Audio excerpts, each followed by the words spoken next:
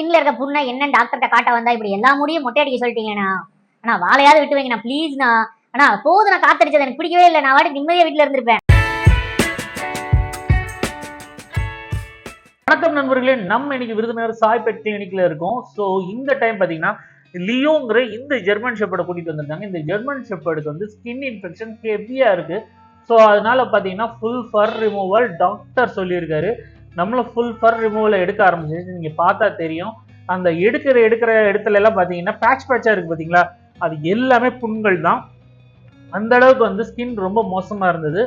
அப்புறம் பார்த்தோம் அப்படின்னா அவங்களுக்கு வந்து அந்த தொடுற இடம், அந்த ஸ்கின் பேட்சஸ் இருக்கு பார்த்தீங்களா, அந்த புண்ணுல வந்து தொடுற இடத்துல பார்த்தோம்னா அவங்களுக்கு எரிச்சலா இருந்தது. ஸோ ஒரு மாதிரி டென்ஷன் ஆக ஆரம்பிச்சிட்டாப்ல அந்த இடத்துல எல்லாம் வந்து.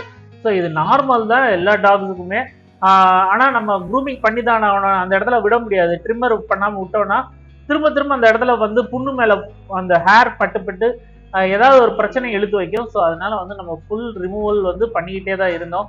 ஸோ நிறைய இடங்கள்ல அவனே ரெஸ்ட்ரிக்ட் பண்ணா எனக்கு வந்து ஒரு மாதிரி இருக்குங்கிற மாதிரி ஒரு ஃபீல் பண்ணா.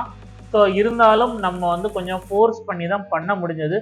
ஃபைனலாக குளிப்பாட்டும் போது அவன் வாட்டுக்கு ஒரே இடத்துல பேசாமல் இருந்தான்.